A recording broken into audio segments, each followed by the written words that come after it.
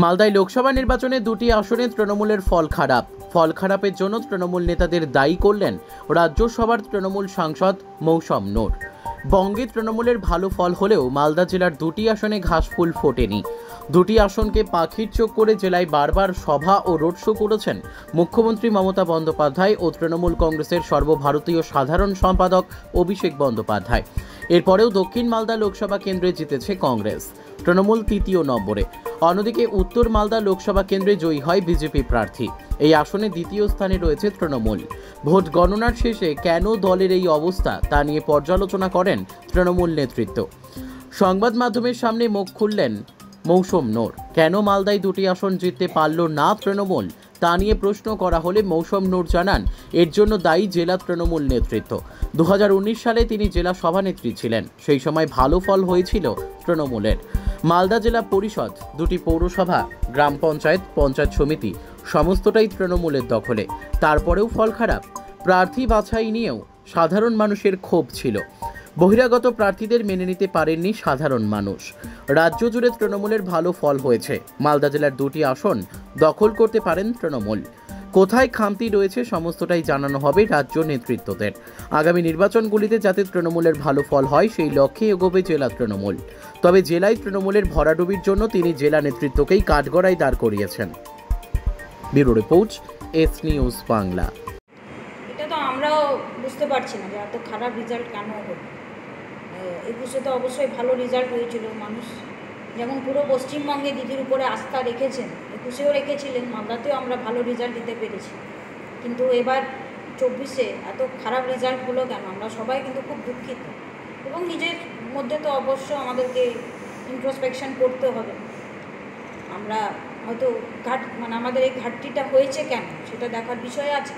বাকি আমরা লিডারশিপের আমাদের কি মনে হয়েছে যে কোথায় আমাদের ঘাটতি হয়েছে সেটা লিডারশিপকে আমরা জানাবো। এবং আগামী দিনে আবার তো বিধানসভা ভোট আসতে চলেছে, তাতে যাতে রেজাল্ট ভালো হয় সেই চেষ্টা আমাদেরকে করতে হবে। কিন্তু এখন এই মুহূর্তে আমরা সবাই খুবই দুঃখিত যে পুরো পশ্চিমবঙ্গে এত ভালো রেজাল্ট। আজকে দুটো সিট দিলে আরও আমাদের রেজাল্টটা ভালো হতো, কিন্তু মালদা জেলায় এত রেজাল্ট খারাপ কেন সেটা নিয়ে আমরা সবাই খুব দুঃখিত। কী কারণ মনে হচ্ছে? দেখুন, এটা তো আমি লিডারশিপকেই বলবো, আমাদের নেতৃত্ব আমাদেরকে ডাকবে, এর মধ্যে লিডারশিপকে বলবো। আমার যা যা মনে হয়েছে সেটা অবশ্যই আমি লিডারশিপকে বলবো। আমি নিজে ডিস্ট্রিক্ট প্রেসিডেন্ট ছিলাম, যে একটা ভালো রেজাল্ট দিতে পেরেছি, কিন্তু এই মুহূর্তে এত খারাপ রেজাল্ট কেন? তো আমার যে অভিজ্ঞতা সেই অভিজ্ঞতা থেকে এবং এবারও কি আমার মনে হয়েছে সেটাও লিডারশিপকে জানাবো। অনেকে বলছে উত্তর মালদায় যদি মৌসম ক্যান্ডিডেট হতো তাহলে এই সিটটা বের করা যেত, সংখ্যালঘু মুখ থাকলে এই সিটটা তৃণমূল পেত। কি বলবেন? সেটা তো আমি আগেই বলেছিলাম যে বিজেপিকে আটকানোর জন্য আমি খুব আশাবাদী ছিলাম। তবে দল একটা প্রার্থী করেছিল, আমরা সবাই মিলে মেনেছি, আমরা সবাই মিলে ভোটও করেছি। এখন এই কথাটা উত্তর তো এখন দেওয়া যাবে না, কিন্তু আমাদের কী চলার পথে যদি কোনো ভুল হয়ে থাকে, কোনো যদি সংশোধন করার দরকার থাকে, ইন্ট্রোস্পেকশন আমাদের করা খুবই দরকার। এবং আগামী দিনে সেগুলোকে আমরা সঠিক করে আমরা খুব আশাবাদী যে আগামী দিনে, যেহেতু আমরা 21-এ ভালো রেজাল্ট করেছি, আগামী দিনে আমরা ভালো রেজাল্ট। উত্তর মালদাতে জেতার চান্স ছিল এবার এতগুলো। দেখুন, উত্তর মালদা তো একটা ফেভারেবল সিট। উত্তর মালদা দক্ষিণ মালদা দুটোই আমরা আশা করেছিলাম, যেহেতু 21-এ রেজাল্ট ভালো হয়েছিল। পঞ্চায়েতেও আমরা ভালো রেজাল্ট করেছি, অনেকগুলো আমাদের জেলা পরিষদের মেম্বার, মেজরিটি জেলা পরিষদের মেম্বার আমাদের, পঞ্চায়েত সমিতি আমাদের, গ্রাম পঞ্চায়েতগুলো আমাদের। তো আমরা তো খুব আশা করেছিলাম যে দুটো সিটই আমরা জিতব। তাও এত রেজাল্ট খারাপ হয়েছে, এটা নিয়ে আমাদেরকে ভাবতে হবে অবশ্যই। ক্যান্ডিডেট সিলেকশনে কোনো গোলমাল ছিল? ক্যান্ডিডেট সিলেকশন এটা তো আমি বলতে পারবো না, এটা লিডারশিপ। তবে কর্মীদের কী বক্তব্য আছে সেগুলো আমাদেরকে নিশ্চয়ই ভাবতে হবে। কর্মীরা কি বলছে? কর্মীদের কাছে কি ফ্লেভারটা পেয়েছেন? দেখুন, ক্যান্ডিডেট নিয়ে কর্মীরা তো বলেছে যে যেহেতু বাইরে থেকে ক্যান্ডিডেট দেওয়া হয়েছিল সেটা নিয়ে অনেকের ক্ষোভ ছিল, প্রথমের দিকে ক্ষোভ প্রকাশ করেছিল, কিন্তু তারপরে তো সবাই নেমে গেছে। এখন ভোটাররা হয়তো অ্যাকসেপ্ট করতে পারেনি মনে হচ্ছে, সেটা তো আমাদেরকে আলোচনা করে দেখতে হবে।